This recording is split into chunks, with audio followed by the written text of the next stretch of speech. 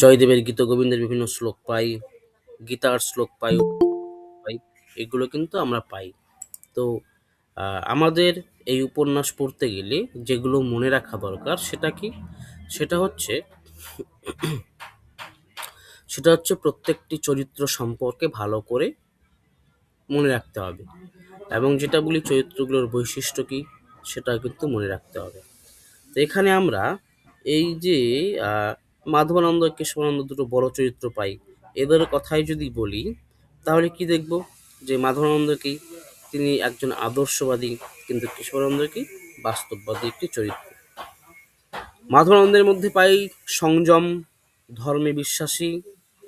কেশবানন্দের মধ্যে সংযম থাকলেও তিনি কিন্তু সেটাকে বাস্তব ক্ষেত্রে প্রয়োগ করার প্রচেষ্টা করেছেন সবসময়, যেহেতু তিনি একটি রাজবংশের সঙ্গে যুক্ত ছিলেন এবং রাজনৈতিক ব্যক্তি ছিলেন। তৃতীয় একটা কি পাচ্ছি এখানে, যে আত্মশুদ্ধির কথা কিন্তু সবসময় বলেছে এই মাধবানন্দ। আর কেশবানন্দ কিন্তু আশ্রমের যে সংগঠন শক্তি সেটা বাড়ানো, সেটাকে সংঘবদ্ধ করার জন্য কিন্তু সবসময় চেষ্টা করেছেন। এবং নৈতিকতার দিক থেকে মাধবানন্দ অনেক বেশি ধার্মিক এবং নৈতিক, এবং কেশবানন্দ কিন্তু রাজনৈতিক। এখান থেকে কিন্তু আমরা অনেক সংলাপ, বিশেষ করে কেশবানন্দের সংলাপ দু একটা দিয়ে দেয়, সেগুলো ধরা একটু মুশকিল হয়ে যায়। সেখানে কিন্তু আমরা এই বিষয়গুলো লক্ষ্য রেখে যদি আমরা ভুলে যাই, তখন কিন্তু কেশবানন্দের সংলাপগুলো মনে রাখা জরুরি। যেমন কয়েকটা সংলাপের আমি উদাহরণ দিই, যে নবাবকে বিরোধিতা করা সহজ নয়, সময় বুঝে কাজ করতে হয়, ধর্ম রক্ষা করতে গেলে বুদ্ধিও দরকার, সবাইকে সঙ্গে না নিলে কাজ এগোয় না, শত্রুকে বুঝে চলতে হয়, শক্তি লুকিয়ে রাখাই ভালো যাতে সবার কাছে প্রকাশ না পায়, অতিরিক্ত আবেগ ক্ষতি করে, প্রথমে নিজের জায়গা শক্ত করো, এই যে বিষয়গুলো আছে, বা লোকের বিশ্বাস অর্জন করো, ধর্ম একা টেকে না, তাকে রক্ষা করতে গেলে শক্তি লাগে। এই যে বিষয়গুলো, সংলাপগুলো ছোট ছোট সংলাপ, এগুলো কিন্তু আমরা ওই কি পয়েন্টে মানে ধরতে পারবো যে একজন রাজনৈতিক ব্যক্তির কথা একরকম হবে, একজন ধার্মিক ব্যক্তির কথা একরকম হবে। আমরা যে প্রেমানন্দ মহারাজ যার ভিডিওগুলো আমরা সবসময় দেখি ফেসবুকে বা ইউটিউবে সবসময় চলে আসে, দেখবে তার বক্তব্যগুলো কত শীতল, শুনলে মন জুড়িয়ে যায়, কত ঠান্ডা। সেখানে তুমি একজন রাজনৈতিক ব্যক্তিত্বের বক্তব্য শোনো, বা আমাদের মমতা দিদির বক্তব্যই শোনো, দেখো কতটা উগ্র বা কতটা মানে রাজনৈতিক দিক থেকে বক্তব্যগুলো বলে।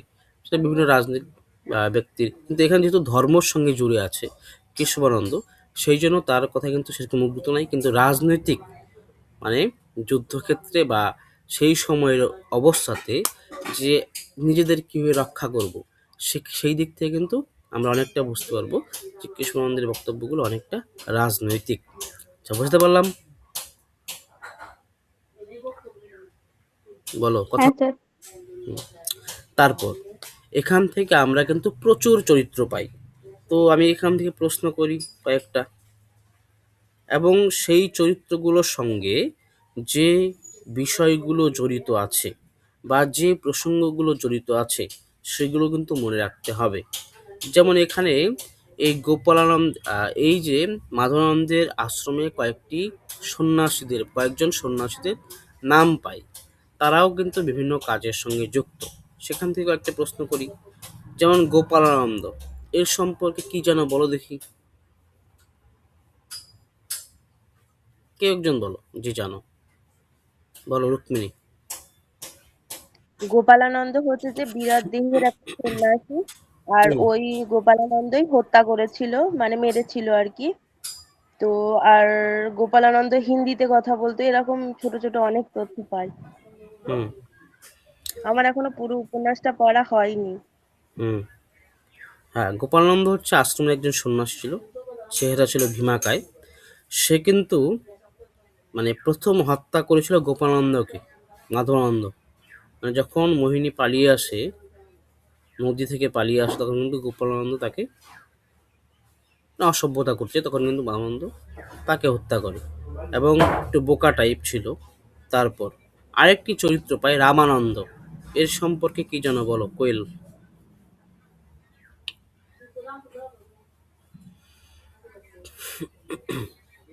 বলো।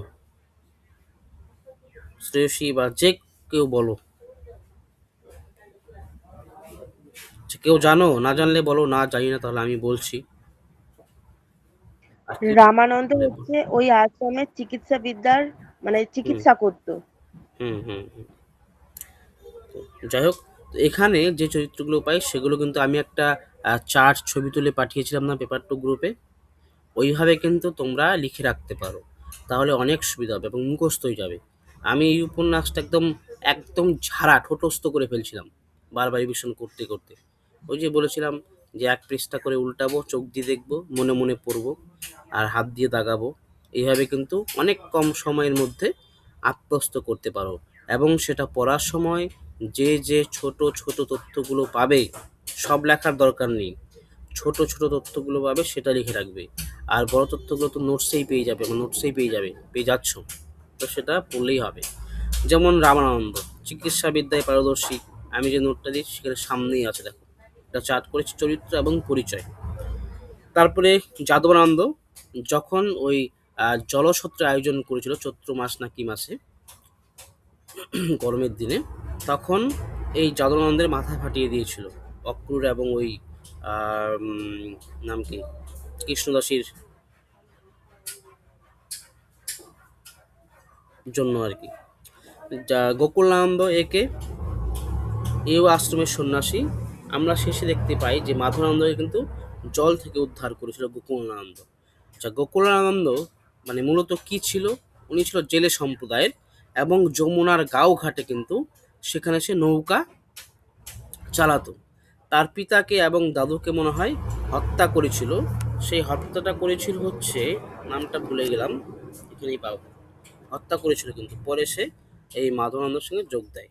তারপর পাচ্ছি হচ্ছে শ্যামানন্দ, সেও কিন্তু আশ্রমের একজন সন্ন্যাসী। এই শ্যামানন্দ কি করেছিল একটা প্রেক্ষিত মনে আছে আমার হচ্ছে, সেটা হচ্ছে যখন ওই বর্গীরা আসে, বিশেষ করে ভাস্কর পণ্ডিত, তখন কিন্তু যখন আক্রমণ করতে আসে তখন কিন্তু এই শ্যামানন্দ গাছের উপরে উঠে কিন্তু দেখছিল যে কতগুলো ঘোড়া আছে, কতগুলো হাতি আছে, কতগুলো মানুষ আছে। অক্রূর সরকার রাধারমণ সরকারটাকে বৃন্দাবন থেকে এসে ইলামবাজারে গদি স্থাপন করে। অক্রূর হচ্ছে তার পুত্র, কৃষ্ণদাসী জৌনুবাজার ও ইলামবাজারের ন্যাড়ানেড়ি বৈষ্ণব সম্পদের আখড়ার অধিকারিণী। গোবিন্দ মোহিনী অর্থাৎ মোহিনী কৃষ্ণদাসীর মেয়ে। গোপাল দাস কৃষ্ণদাসীর স্বামী ছিল। প্রেমদাস বাবাজির পালক পুত্র কিন্তু ছিলেন। প্রেমদাস বাবাজি হচ্ছে গোপাল দাসের পিতা, কৃষ্ণদাসীর শ্বশুর। রায়দাসী হচ্ছে কৃষ্ণদাসীর নাম, বা না, প্রেমদাস বাবাজির বৈষ্ণবী কৃষ্ণদাসীর শাশুড়ি ছিল। নিতাই দাস, এখানে কয়েকজন বাউল গায়কের নাম পাবো, বলো তো কয়েকজন বাউল গায়কের নাম বলো, বলো দেখি, বন্নি, হ্যাঁ, বাউল গায়কের নাম পাবো কয়েকজনের। ওই নিতাই দাস ছিল। তারপর নিতাই দাস, বলাই দাস, উদ্ভব, এরা কিন্তু বাউল গায়ক হ্যাঁ, ছিল। এবং অন্যান্য গায়ক কয়েকজন পাই এখানে। গোপীদাস বাবাজি বিচিত্র মানুষ, হ্যাঁ, মুখে গোপী মুখে দাস। গান রচনা করে। খোকন দাস বৈরাগী এ পেশোয়ারি পাঠানের কাছ থেকে গরম কাপড় কিনেছিল। গঙ্গারাম বর্গী আক্রমণ নিয়ে গান রচনা করে। এই যে বৈশিষ্ট্যগুলো মনে রাখতে হবে। যদি আমি প্রশ্ন করি বর্গী আক্রমণ নিয়ে গান রচনাকে করে কে, গঙ্গারাম। গঙ্গারাম, বর্গী গঙ্গারাম। গোপীদাস বাবাজি বিচিত্র মানুষ, মুখে মুখে গান রচনা করে। গঙ্গারাম বর্গী আক্রমণ নিয়ে গান রচনা করে। উদ্ভব শ্রীখণ্ডের বাউল সাধক গায়ক ছিলেন। বলাই দাসও একজন বাউল গায়ক ছিলেন। ভরত দাস কেন্দুবিল্লের মহান্ত ছিলেন। হাতেম খা হাতেমপুরের ফৌজদার হাফেজ মিয়া হাতেম খার কাছে চাকরি করে। রাঘব রায়, প্রত্যেকজনের নাম কিন্তু মুখস্থ রাখতে হবে কিন্তু। রাঘব রায় রাঘবপুরের ব্রাহ্মণ যোদ্ধার। আনন্দচাঁদ গোস্বামী সুপুরের তরুণ বৈষ্ণব এবং বৈষ্ণব সম্পদের মাথার মণি ছিল। ব্রজমোহন ভট্টাচার্য এর কাছে কিন্তু এই আনন্দচাঁদ গোস্বামী দীক্ষা নিয়েছিল, কিন্তু মানে দীক্ষা নিয়েছিল প্রথম, মানে পরে আর কি, শক্তি সাধক ছিলেন, মানে ওই যে কৃষ্ণকে কালী করে দিয়েছিল। সৈয়দ হোসেন খুষ্টিকুরির পীর, সিদ্ধ পীর, দুটো নাম পাবে কিন্তু। হুম এই সিদ্ধপীরের নাম দুটো পাবে। ফুলজান ইলামবাজারের বিখ্যাত চুরিয়ালি, নবাব জাফর কুলি খাঁ মুর্শিদাবাদের রাজা ছিলেন, সুজাউদ্দিন জাফর কুলির খাঁ জামাতা, সরফরাজ তকি খাঁ সুজাউদ্দিনের দুই পুত্র, আলীবর্দী খাঁ সরফরাজকে হারিয়ে বাংলা লাভ করে, রহিম রাজশাহী জায়গিরদারের পাইক সর্দার রহিম এর কিন্তু মাথা কেটে নিয়েছিল মনে হয়। মোস্তাফা খাঁ বর্গীদের পঞ্চম আক্রমণের সাহায্যকারী। বর্গী মানে এখানে কিন্তু গুলিয়ে দেওয়ার চেষ্টা করবে, যে এখন যেটা বর্তমানে বলে যে বাইরে থেকে বর্গী আসে, বর্গী মানে কিন্তু এখানে শুধু ওই, এবং বর্গীটা বলি, এটা অনেক কিছু লেখা আছে। বর্গী কিন্তু মূলত শিবাজির যে দলটা ছিল, শিবাজি মহারাজের, তার দল যখন, তার সংগঠন যখন ভেঙে যায়, সেখান থেকে কিছু কিছু উপদল তৈরি হয় এবং কয়েকজন মাথা ২০-২৫ জন করে একটি দল ছিল, যারা মূলত ওই কি বলবো ডাকাত দল আর কি। তারাই কিন্তু মূলত ভারতবর্ষের বিভিন্ন অঞ্চলে গিয়ে এই যে হত্যাকাণ্ডগুলো চালায়, তাদের কিন্তু বর্গী বলা হতো। এবং বর্গী কিন্তু এরা হচ্ছে রাজনৈতিক একটা দল, এখানে কিন্তু হিন্দু মুসলিম ভাগ নেই কিন্তু। এই বর্গীদের মধ্যে কিন্তু মুসলিম সেনাও ছিল, এবং এই যে মুস্তাফা খাঁ ইনিও কিন্তু ছিল কিন্তু। এটা আমাদের ওই রাজনৈতিক প্রতিপক্ষ, রাজনৈতিক হিংসা, দলাদলি এগুলো করার জন্য কিন্তু এই কথাগুলো বলে বারবার। বর্গী মানে কিন্তু শুধু ওই শিবাজি ছিল না কিন্তু, শিবাজির ভেঙে যাওয়া উপদলগুলো ডাকাতি করতো মূলত। এদের মধ্যে কিন্তু হিন্দু যেমন ছিল এবং মুসলিমও কিন্তু তেমন ছিল। এরা মূলত, এদের উদ্দেশ্য হচ্ছে ডাকাতি করা। এখানে কিন্তু ধর্ম ভেদাভেদ কিচ্ছু কিন্তু ছিল না, মূলত উদ্দেশ্য ডাকাতি করা এবং অর্থ উপার্জন করা, এটা কিন্তু মূল লক্ষ্য ছিল। তারপর হচ্ছে রাজেন্দ্র গিরি গোসাই, আচ্ছা মুস্তাফা অচল সিং। এই মুস্তাফা খাঁ এটা কিন্তু একবার এসেছিল পরীক্ষায়, যে বর্গীদের সাহায্যকারী ব্যক্তি কি, এটা হচ্ছে মুস্তাফা খাঁ, পরীক্ষা একবার এসেছিল। অচল সিং পূর্ণিয়ার জমিদার ছিল। রাজেন্দ্র গিরি গোসাই অযোধ্যার নবাবের ডানহাত। এখানে কিন্তু এই মাধবানন্দ গিয়েছিল ওনার কাছে এবং দীক্ষা মনে নিয়েছিল। দুর্লভ রায় মুর্শিদাবাদের আমিরদের নিয়ে জোট পাকানো রাজা।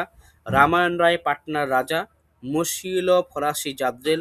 হাজির আলী পূর্ণিয়ার মনসবদার। খাদেম হোসেন মির্জাফরের পিয়ারের লোক।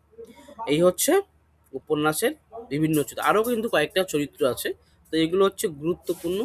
তো এগুলো দিয়েছি, খুব ভালো করে মুখস্থ রাখতে হবে, এখান থেকেও প্রশ্ন হতে পারে। এবং আরো চার্ট পাবো আমরা, দেখাচ্ছি। তো তোমরা তো নোটটা পেয়েইছো।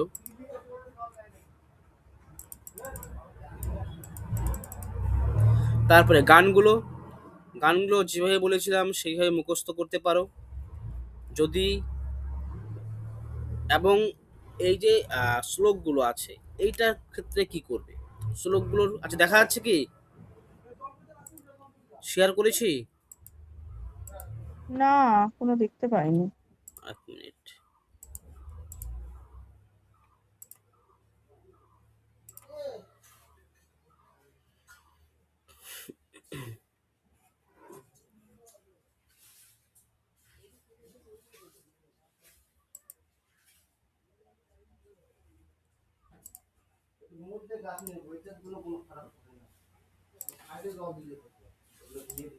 দেখা যাচ্ছে? স্যার এই সংস্কৃত শ্লোকগুলোর ক্রম মনে রাখা খুব কঠিন ব্যাপার, কিন্তু এখান থেকে যে কাজটা করতে হবে, আমরা যখন উপন্যাসটা পড়ব তখন এই সংস্কৃত শ্লোকের প্রসঙ্গটা কি, এই সংস্কৃত শ্লোকের আগে কোন লাইনটা আছে এবং পরে কোন লাইনটা আছে, তো সেই জায়গাগুলো কিন্তু ভালো করে লক্ষ্য রাখতে হবে। যখন মক টেস্ট দেবে তখন কিন্তু পাবে কিন্তু এই প্রশ্নগুলো, যখন মক টেস্ট দেবে তখন কিন্তু এই প্রশ্নগুলো পাবে, যে নাম সমেতং কৃত সংকেতং বাদয়তে মৃদু বেনুম বহু মনুতে ননুতে ননুতে তনুসঙ্গত পবন চলিত মপি রেণুম। এটা জয়দেব থেকে বলেছে। তো এখান থেকে যে কাজটা করতে হবে সেটা হচ্ছে, কোথায় কোন বই থেকে বা কোন লেখকের উদ্ধৃতি দিয়েছে সেটা উল্লেখ আছে, কে দিয়েছে সেটা উল্লেখ আছে, এবং এগুলো তো পারবো যে গীতার শ্লোক, এগুলো গীতার শ্লোক, গীতার মাধবানন্দ বলেছে, ঠিক আছে। তো এখানে এই যে সংস্কৃত শ্লোকগুলো বলেছে সেটা কোন প্রসঙ্গে বলল, সেটা কেন বলল, সেটা কিন্তু এই শ্লোকের আগে বা পরে কিন্তু উল্লেখ রয়েছে। যেমন দাঁড়াও বই থেকে বলি,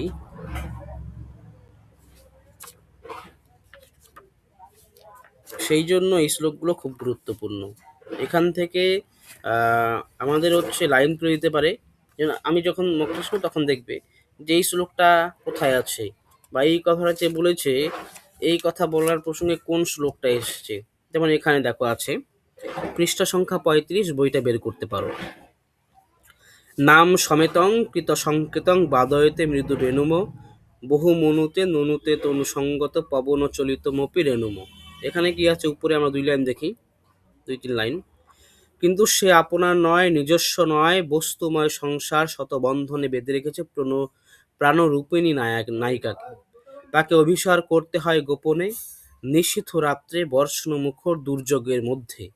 ওদিকে বাঁশরিয়ার বংশীধ্বনির আর বিরাম নাই। তিনি ব্যাকুল, অধীর। প্রাণময়ী রাধা ছাড়া তার লীলা ব্যাকুলতার পরিতৃপ্তি কোথায়?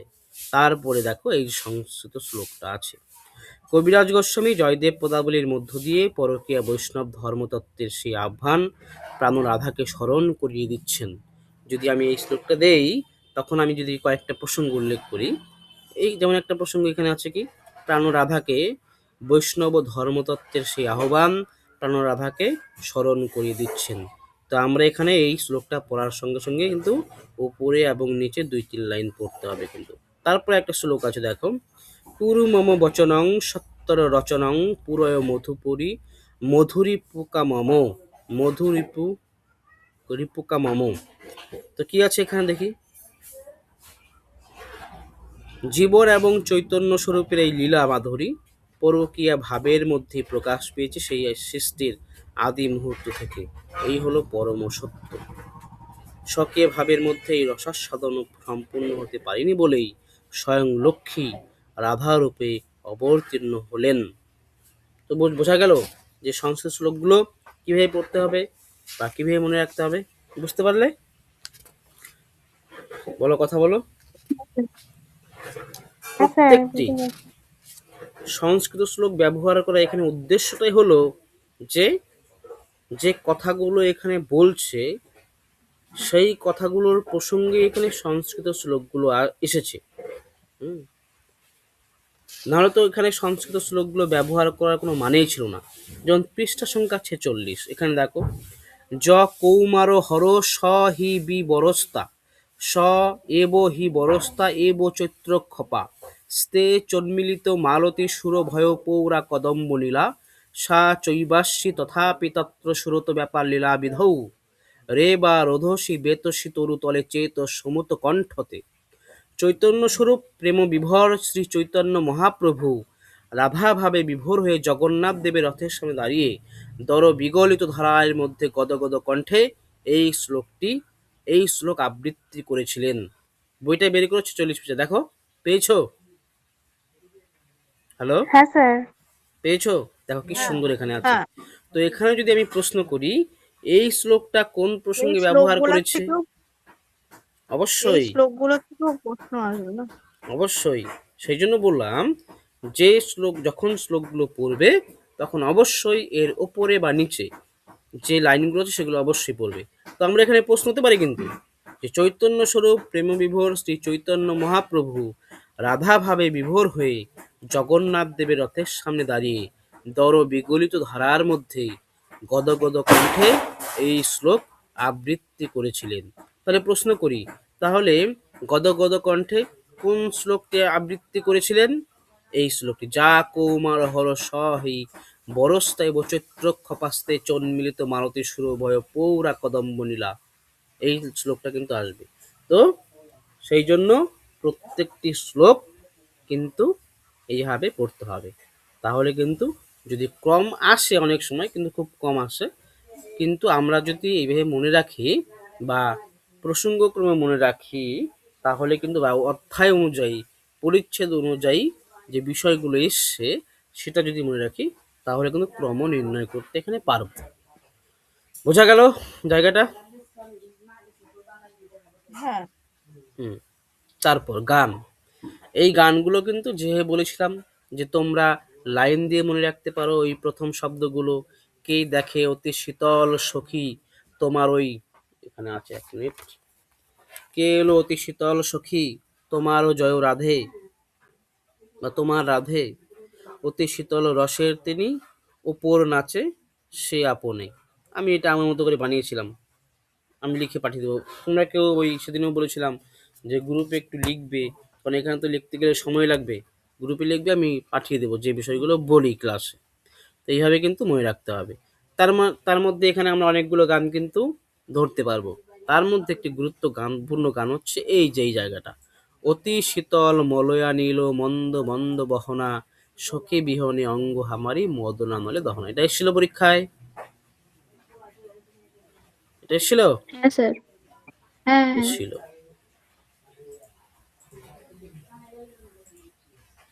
তো এটা এসেছিল পরীক্ষা এসেছিল। এই যে এটা, এটা আসেনি, হ্যাঁ, এটা এসেছিল। অতি শীতল মলয়া নীল মন্দ মন্দ বহনা, হরি বিহনে অঙ্গ হামারি মদনা নলে দহনা। এটা হয়নি, দহনা হবে। হ্যাঁ, দুই একটা স্পেলিং না নোটটাতে ভুল আছে, কারণ অনেক বড় না, সব কিছু টাইপ করতে সময় লাগে, একটু দেখে নেবে। তো এখানে দেখো সখী বিহনে অঙ্গ হামারি, আর এখানে কি আছে হরি বিহনে অঙ্গ হামারি। তো এখানেই কিন্তু পার্থক্যটা, এটা বলেছে রাধারমন দে সরকার, আর এটা বলেছে কৃষ্ণদাসী। এখানেই তফাৎ। হরি বিহনে কে বলেছে? কৃষ্ণদাসী। আর আরেকটা জিনিস মনে রাখবে যে রাধারমন সে কিন্তু সখীর কথাই বলবে, আর যে নারী সে কিন্তু হরির কথা বলবে, যে নায়ক হরি কৃষ্ণের কথা বলবে। এটা দিয়ে ধরতে পারবো আমরা। এই সূক্ষ্ম সূক্ষ্ম জিনিসগুলো কিন্তু পড়ার সময় লক্ষ্য রাখতে হবে। আমি যখন মক টেস্ট দিতাম বা পড়তাম বা প্রশ্ন মাধ্যম এইভাবে দেখতাম কিন্তু, যেখানে সখী আছে তো এটা কে বলবে? এটা বলবে রাধারমন। এখানে হরি আছে তো এটা কে বলবো? কৃষ্ণদাসী, সে বলবে। প্রথম পার্সন নাটকে একটা লাইন আছে না, ওই আমরা পড়েছিলাম যে যে মা জানে তার পিতার সন্তানকে, পুত্র জানে সেই সন্তানের মাতাকে। এখানে দেখবি যে কর্ণ যেখানে কথা বলছে সেখানে মায়ের কথা আসছে, আর মা যেখানে কথা বলছে সেখানে সন্তানের কথা আসছে। এইভাবে কিন্তু আমরা সহজেই ধরতে পারবো। বুঝতে পারলে? বলো, কথা বলো। হ্যাঁ বুঝতে পেরেছি। তারপর পরিচ্ছেদ, খুব গুরুত্বপূর্ণ। এই ঘটনাগুলো কিন্তু খুব ভালো করে মনে রাখতে হবে যে এই যে পরিচ্ছেদগুলোতে ঘটনাগুলো কি। আমরা প্রথম পরিচ্ছেদ সবকিছুতে দেখি যখন শুরু হচ্ছে তখন বর্ণনা দিচ্ছি, বর্ণনা দিয়েই কিন্তু শুরু হয়। সেটা বিষবৃক্ষই পড়ি বা তুঙ্গভদ্রাই পড়ি বা যেটাই পড়ি না কেন, সব উপন্যাসে কিন্তু যেগুলো একটু ফ্ল্যাশব্যাক ধরনের উপন্যাস সেটা অন্যরকম। কিন্তু এই উপন্যাসগুলো যেহেতু ক্রমান্বয়ে হচ্ছে সেহেতু কিন্তু একটা জায়গার বর্ণনা দিয়ে হবে। তো এখানে প্রথম বর্ণনা পাচ্ছি যে বীরভূমের যে বর্ণনা সেটা দিচ্ছে, বীরভূম অঞ্চলের। তারপর হচ্ছে কদমখণ্ডের ঘাটের বর্ণনা, নবীন গোস্বামীর আগমন, নবীন ঘোষের আগমন কিন্তু এখানে ঘটছে, এখানে ঘটছে, এখানে ঘটছে। হ্যাঁ, তারপর দ্বিতীয় পরিচ্ছেদে কৃষ্ণদাসী ও দাস সরকারের পরকীয়া সাধনার বর্ণনা, প্রেমদাস বাবাজি ইতিহাস পাচ্ছি এখানে। লেখা হচ্ছে না।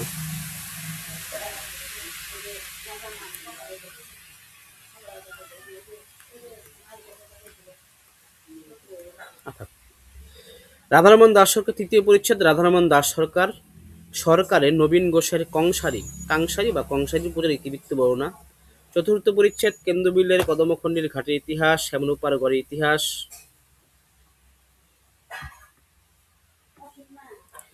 মাধবানন্দের স্মৃতিতে মাধবানন্দের পারিবারিক বৃত্তান্ত ও মন্দির নির্মাণের জন্য সম্পত্তি লাভ।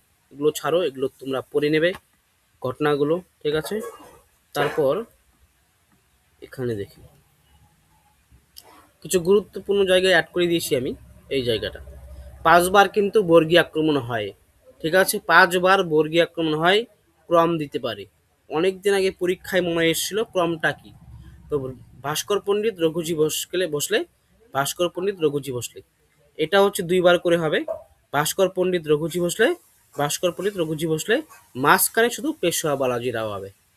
মনে থাকবে ক্রমটা? হ্যালো, মনে থাকবে? হ্যাঁ স্যার। হ্যাঁ হুম।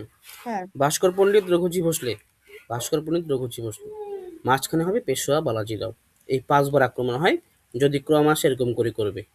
ক্রম এরকম আসবে না কিন্তু আসতে পারে যে 5বার আক্রমণ হয়, সেই জায়গাটা থেকে থেকে প্রশ্ন আসতে পারে। তারপর খুব গুরুত্বপূর্ণ এই জায়গাটা, যখন এই মাধবানন্দ নয়, যখন জয়সিংহ, কি নাম, মহারানা জয়সিংহ না কি ছিল, মনে হয় জয়সিংহ তো নাকি,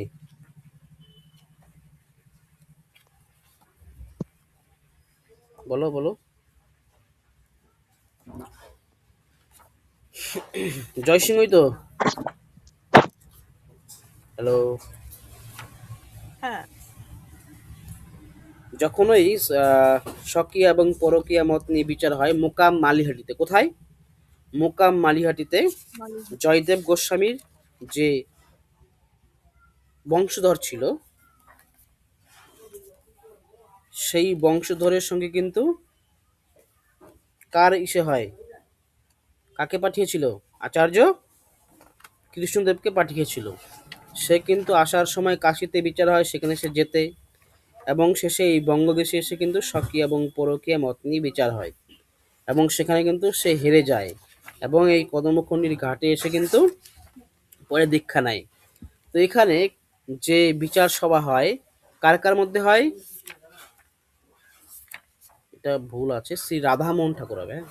এটা ভুল হয়ে গেছে স্পেলিংটা, রাধামোহন ঠাকুর, জয়দেব গোস্বামীর বংশধর রাধামোহন ঠাকুরের মধ্যে কিন্তু বিচার হয়। তো সেখানে কে কে উপস্থিত ছিল সেটা কিন্তু খুব ভালো করে মনে রাখতে হবে। এখান থেকে স্তম্ভ হতে পারে, এখান থেকে ক্রম হতে পারে, সেই জন্য এই জায়গাটা খুব গুরুত্বপূর্ণ। যাই হোক, তো এখানে কে কে ছিল, দিনাজপুরের শ্রীধর বিদ্যাবাগীশ ও প্রাণনাথ রায়, শ্রীপাঠ নবদ্বীপের শ্রীকৃষ্ণরাম ভট্টাচার্য, তৈলঙ্গ দেশের রামজয় বিদ্যালঙ্কার, সোনার গ্রামের শ্রী রাম বিদ্যাভূষণ লক্ষ্মীকান্ত ভট্টাচার্য, শ্রী শ্রী কাশীর শ্রী হরানন্দ ব্রহ্মচারী ও নয়ানন্দ ভট্টাচার্য। এখান থেকে স্তম্ভ হচ্ছে, দিনাজপুর থেকে কে ছিল, শ্রীপাঠ নবদ্বীপ থেকে কে ছিল, তৈলঙ্গ দেশের কে ছিল বিদ্যালঙ্কার, সোনার গ্রাম থেকে কে ছিল, শ্রী কাশীর কে ছিল। তো এখান থেকে কিন্তু এটা ভালো ভালো করে পড়তে হবে, মুখস্থ রাখতে হবে। দিনাজপুরের বিদ্যাবাগীশ, এখানে দ পাচ্ছে একটা, ইয়ে মনে রাখতে পারো, এটা কয়েকবার পড়লে মুখস্থ হয়ে যাবে। বোঝা গেল? আচ্ছা, আমি তোমাদের কি প্রশ্ন করব, নাকি প্রশ্ন করে করে পড়াবো, নাকি কাহিনীগুলো এখানে যেভাবে আছে সেভাবে পড়িয়ে যাব? কারণ সম্পূর্ণ পড়াতে গেলে সময় লাগবে, বলো। আমি ভেবেছি কালকে তোমরা সারাদিন ফাঁকাই ছিল, এটা পড়েছো। আচ্ছা, কে কে পড়েছো কালকে, বলো, আগে বলো দেখি। বাংলা পড়াতে গেলে না, মানে যদি ফিডব্যাক না পাই বা তোমরা না পড়ো, তাহলে পড়িয়ে কোনো মজা লাগবে না বা ভালো লাগবে না। মানে এগুলো স্যার হচ্ছে কিছুটা মানে আমি যদি পর পর পর পর পড়ি, তাহলে এখান থেকে আমার যেগুলো মনে আছে, বিশেষ করে সংলাপের ক্ষেত্রে, আমি কীভাবে সংলাপগুলো মুখস্থ রেখেছিলাম, সব সংলাপ তো আর মনে নেই, কিন্তু আমি যখন চোখে পড়বে তখন কিন্তু আমি বলতে পারবো এখান থেকে যে এই সংলাপটা আমি এইভাবে মনে রেখেছিলাম, বা এই সংলাপগুলো খুব গুরুত্বপূর্ণ। তবুও আমি এখান থেকে, তোমরা বইটা বের করো, যে তথ্য কিন্তু প্রচুর এখানে আছে। আমি প্রথম পৃষ্ঠায় পড়ছি, এবং হচ্ছে ছোট ছোট যে তথ্যগুলো সেটা বই লিখতে পারো, এবং যে পেজগুলো বলছিলাম সেটা কিন্তু সেটাতে লিখতে পারো। আচ্ছা, বইটা বের করেছো সবাই? এই উপন্যাসে হ্যাঁ প্রত্যেকটি লাইন থেকে কিন্তু প্রশ্ন হয়, প্রত্যেকটি লাইন থেকে প্রশ্ন হয়। দেখো, প্রাথমিক তথ্য বলছি না, এখান থেকে কবে কি প্রকাশিত হচ্ছে সেটা পড়ে নেবে। 18 শতকের তৃতীয় দশক তখন শেষ হয়ে আসছে। আরেকটা জিনিস, তোমরা হচ্ছে ইউটিউবে দেখবে যে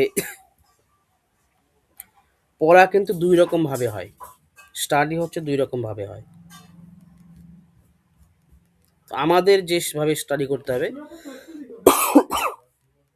সেটা হচ্ছে, মানে আমরা গল্পের রস আস্বাদন এখানে করছি না সেইভাবে, যেভাবে তথ্যগুলোকে মুখস্থ রাখবো। আমরা একটা টেক্সট পড়ে কিন্তু অনেক রকম মানে রস পাই। এই উপন্যাসটা অসাধারণ একটা উপন্যাস, যদি নিতে পারো আর কি, অসাধারণ, মানে one of the favourite, most favourite উপন্যাস এটা আমার একটা, দারুণ। তো এখান থেকে দুটো যদি নিতে চাও সেটা হচ্ছে খুব মন দিয়ে পড়তে হবে, যদি একটা লাইন রিলেট করতে না পারো সেই লাইনটা দুইবার পড়তে হবে, এবং হচ্ছে তথ্যগুলো সঙ্গে সঙ্গে মুখস্থ রাখতে হবে। তো এখানে দেখো প্রত্যেকটি লাইন থেকে কি প্রশ্ন হয়। 18 শতকের তৃতীয় দশক তখন শেষ হয়ে আসছে, মানে 18 শতক, পলাশীর যুদ্ধ কত সালে হয়, মানে সেই সময়টা কিন্তু শেষ হয়ে আসছে। ভারতবর্ষে মুঘল আমল, সুবে বাংলা বিহার উড়িষ্যার রাজধানী মুর্শিদাবাদ, একাধারে দেওয়ান ও সুবেদার মতমন উল মুলক আলাউদ্দৌলা জাফর খাঁ নাসারি নাসির জঙ্গ মুর্শিদ কুলি খাঁ তখন বাংলা বিহার উড়িষ্যার এক অনাস্বাদিত পূর্ব শান্তি ও শৃঙ্খলা স্থাপন করে সদ্য বিগত হয়েছেন। তাহলে তখন বাংলা বিহার উড়িষ্যার রাজধানী কি ছিল? মুর্শিদাবাদ। এবং সেখানকার রাজা কে ছিল? রাজা কে ছিল বলো? মুর্শিদ কুলি খাঁ। রাজা সীতারাম রায় থেকে শুরু করে বাংলার সমস্ত জমিদারের সামন্ততান্ত্রিক উদ্ধতপনা বা স্বাধীনতার প্রয়াস দমিত হয়েছে। তো কি আছে, রাজার নাম পাচ্ছি রাজা সীতারাম রায় থেকে শুরু করে আরো যারা ছিল সবাইকে কিন্তু দমন করেছে এই মুর্শিদ কুলি খাঁ। তাদের ঘোড়ার মতো মুখে লাগাম পরিয়ে সুবে বাংলার রথে জুড়ে বাংলার নবাবী তখন জৌলুসের রাত্রির শোভাযাত্রার মতো চলছে। কি সুন্দর লাইন দেখো, ঘোড়ার যদি মুখে লাগাম পরিয়ে দেয় তাহলে কিন্তু সেই ঘোড়া তোমার কথা শুনবে, যে ঘোড়া চালক থাকবে সে যেরকম বলবে সেরকমই চলবে, কিন্তু লাগাম যদি না থাকে সে কিন্তু বিশৃঙ্খল, তুমি একদিকে যেতে বলবে সে অন্যদিকে যাবে। তো কি করলো, লাগাম পরিয়ে দিচ্ছে, মানে শান্তি শৃঙ্খলা বিরাজ করেছে। নবাবী তখন জৌলুসের রাত্রির শোভাযাত্রার মতো চলছে। দেশে তখন নিরঙ্কুশ শান্তি, চোর ডাকাতেরা দিনের বেলায় সাপের মতো লুকিয়েছে। ডাকাত ধরা পড়লে তাকে দুভাগে ভাগ করে চিরে পথের ধারের গাছের ডালে ঝুলিয়ে দেওয়া হয়। তাহলে কি করা হতো, তাকে দুভাগ করে গাছের ডালে ঝুলিয়ে দেওয়া হতো।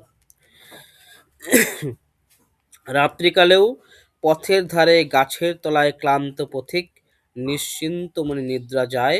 মুর্শিদাবাদ শহরে তখন টাকায় 5 মণ চাল, এটাও দেখবি 5 মণ চাল পরে 1 মণ চালও পাওয়া যায়। হুম, এগুলো কিন্তু মনে রাখতে হবে কখন কি বলেছে। কয় মণ চাল পাওয়া যায়? 5 মণ চাল। খাদ্য সামগ্রীর বাজার দর বাঁধা, কোনো ব্যবসায়ী বাঁধা দরের ওপর দর চড়িয়ে লাভ করতে চেষ্টা করলে ধরা পড়তে দেরি হয় না, তাকে গাধার পিঠে চড়িয়ে শহরের রাস্তায় রাস্তায় ঘুরিয়ে আনা হয়। তাহলে এখানে কি পাচ্ছি, আরেকটা তথ্য পাচ্ছি, যে কেউ যদি বেশি লাভ করতে চায় তাকে কিন্তু গাধার পিঠে ঘুরিয়ে আনা হয়। সেই আমলের ইতিহাসের কেতাবে পাওয়া যায় যে মাসে 1 টাকা আয় হলে একজন লোক দুবেলা পেট পুরে পোলাও কালিয়া খেতে পারত।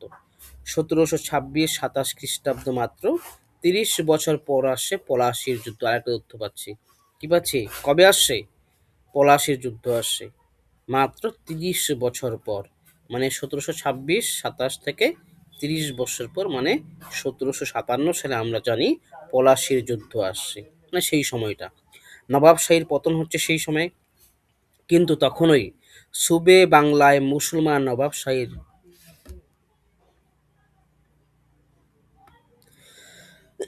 কি সোমবার দিছে ধস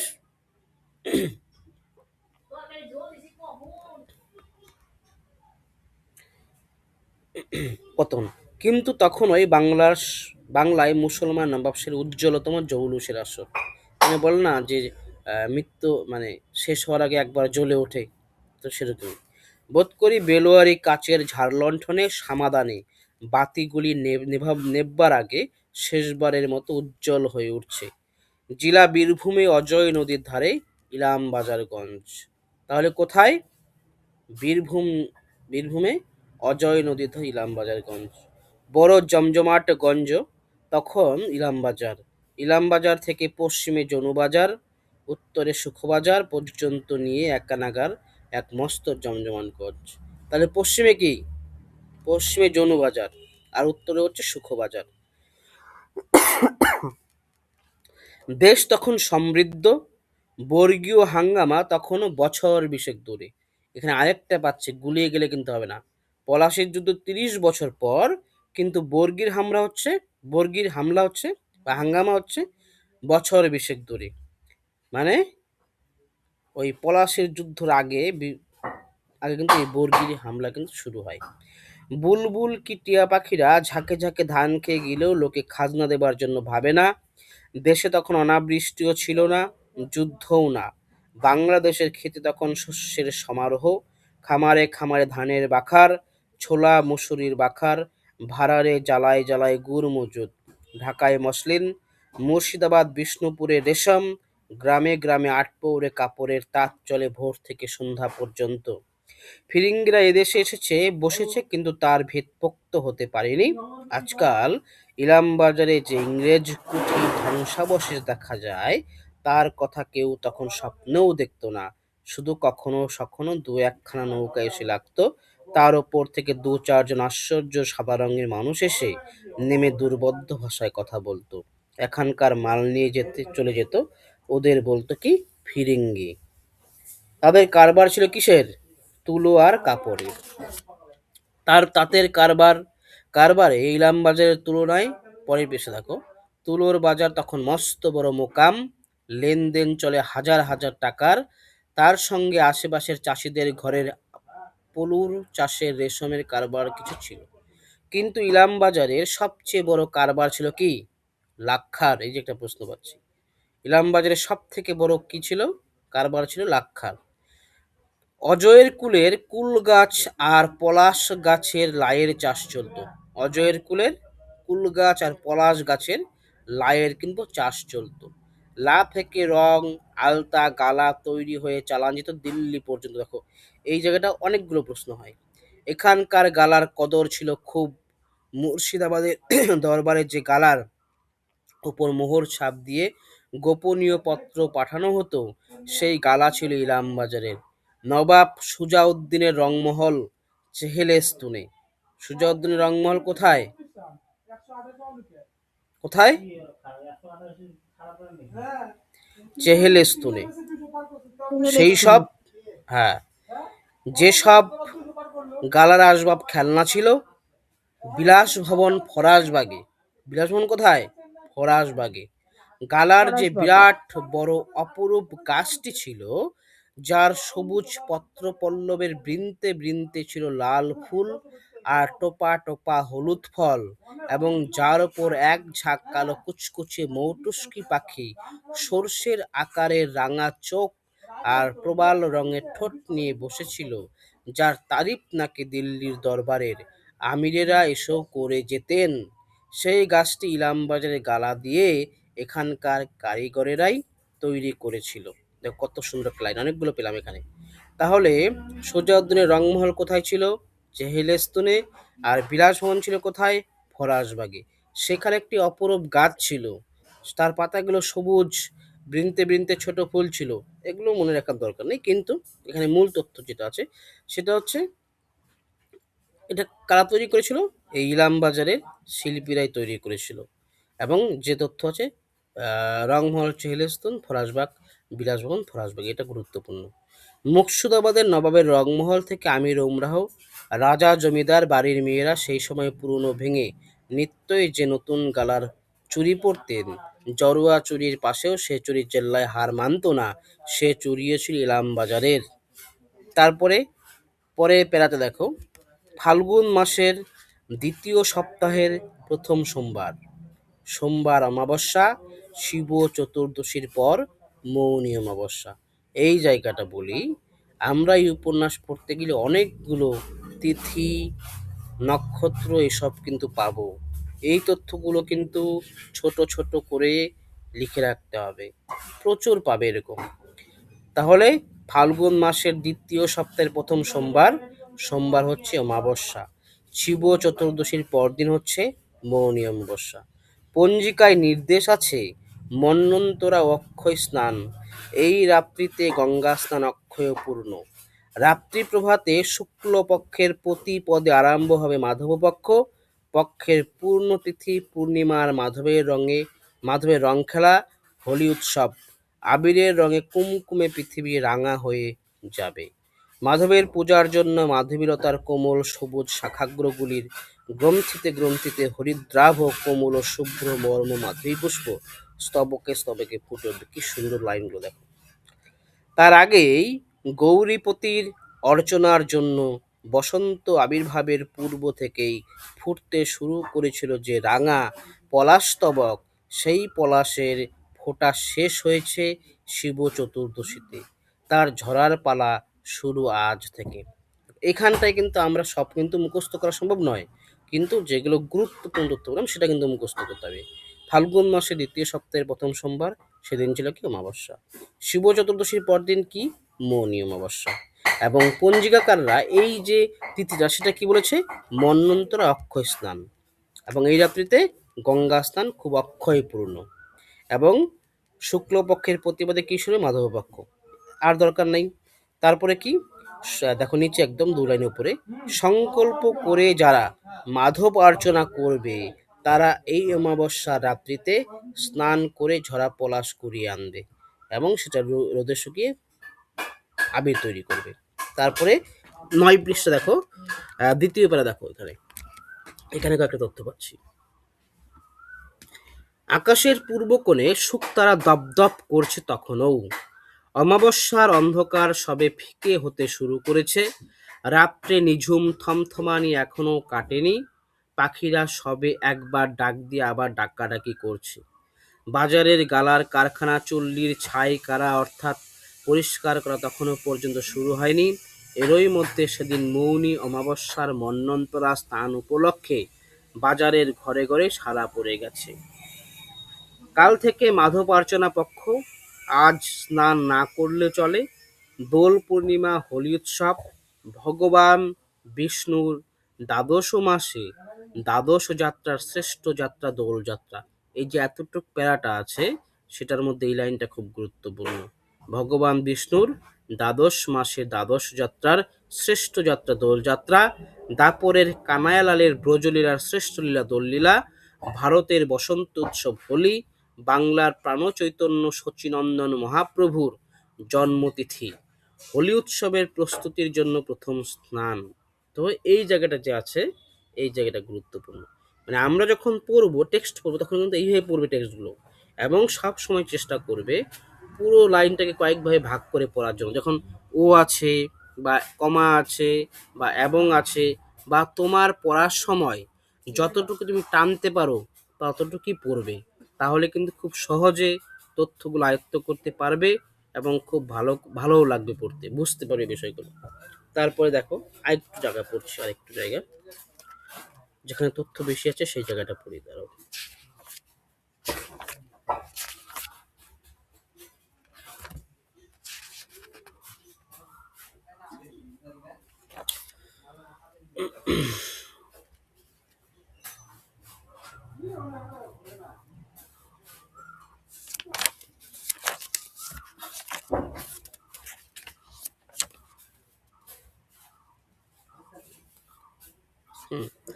পৃষ্ঠা সংখ্যা 34 বের করো। পৃষ্ঠা সংখ্যা 34 বের করেছো? হ্যাঁ। হ্যাঁ দেখো একদম প্রথম থেকে, নবাব জাফর কুলি খাঁ কঠোর শাসক। তথ্য পাচ্ছি, হিসাব নিকাশ অর্থনীতিতে ভূমি ও রাজস্ব বিদ্যায় তিনি ছিলেন সুপণ্ডিত। এখান থেকে প্রশ্ন হতে পারে, গুলিও যেতে পারে। যদি এতটুকু প্রশ্ন করি, হিসাব নিকাশ অর্থনীতিতে ভূমি ও রাজস্ব বিদ্যায় তিনি ছিলেন সুপণ্ডিত। কে ছিলেন? জয়সিংহ, নবাব জাফর কুলি খাঁ, কৃষ্ণদেব, কেশবানন্দ। এখান থেকে কিন্তু আমাদের জয়সিংহ মনে হতে পারে, কারণ আমরা কিন্তু জয়সিংহের প্রসঙ্গে এরকম একটা তথ্য পাই, তিনি হিসাব নিকাশে পারদর্শী ছিলেন, অনেক কিছু পারতেন, সেটা কিন্তু মনে হতে পারে। সেই জন্য এই তথ্যগুলো কিন্তু খুব গুরুত্বপূর্ণ। সেই রাজস্ব আদায়ে তিনি ছিলেন অত্যন্ত কঠোর। বাংলার জমিদারদের অধ্যত্ব এবং অবাধ্যতা নিষ্ঠুর হাতে দমন করে রাজস্ব আদায় করেছিলেন, কিন্তু বিচারক হিসাবে ছিলেন ন্যায়পরায়ণ। তথ্য পাচ্ছি, কৃষ্ণদেব তার দরবারে এসে মহারানা সওয়াই জয়সিংহের অনুরোধপত্র পেশ করতেই তিনি সসম্মানে গ্রহণ করে বললেন, মহারানার অনুরোধ আমি আমার পালনীয় কর্তব্য বলেই গ্রহণ করছি। এই আমার অবশ্য কর্তব্য। কৃষ্ণদেবকে বাসস্থান দিলেন। নবাবী ভাণ্ডার থেকে তার সিধার ব্যবস্থা হলো। নবাব জাফর কুলি খাঁ সুবে বাংলার ফৌজদারদের মারফত বৈষ্ণব ধর্মের কুলপতি এবং সমাজপতিদের সিদ্ধান্তের এই বিচারের উপস্থিত হওয়ার জন্য অনুরোধপত্রের নামে পরোয়ানা পাঠালেন। শ্রীপাঠ নবদ্বীপ শান্তিপুর থেকে দিকে দিকে পত্র গেল। উড়িষ্যা পার হয়ে দক্ষিণে তৈলঙ্গ দেশ পর্যন্ত গেল এর সারা। কয়েকজন তৈলঙ্গ দেশীয় বৈষ্ণব পণ্ডিত এসে উপস্থিত হলেন। বাংলাদেশেও পরকীয়া মতের বিরোধী, স্বকীয়া মতের সমর্থক পণ্ডিত যারা ছিলেন তারা এসে উপস্থিত হলেন। দিনাজপুরের শ্রীধর বিদ্যাবাগীশ ও প্রাণনাথ রায় তাদের অগ্রণী। কৃষ্ণদেবের পাশে এসে দাঁড়ালেন তারা।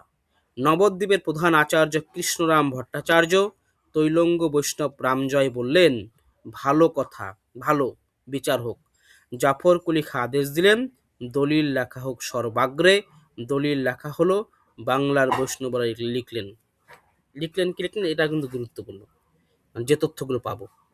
আমরা শ্রী চৈতন্য মহাপ্রভুর মতাবলম্বী, অতএব বিচারে যে ধর্ম স্থায়ী হয় তাহাই লইব। এই মত করার হইল বিচার মানিলাম। তাহাতে পাতশাহী শুভা শ্রীযুক্ত জাফর খাঁ সাহেব নিকট দরখাস্ত হইল। তিহ কহিলেন, ধর্মাধর্ম বিনা তজবিজ হয় না, অতএব বিচার কবুল করিলেন।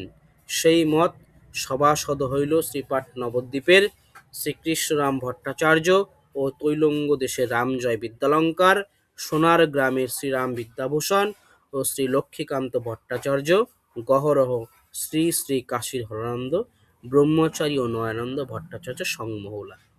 জয়পুরের আচার্য কৃষ্ণদেব প্রসন্ন গাম্ভীর্যের সঙ্গে বললেন, স্বীকার করছি।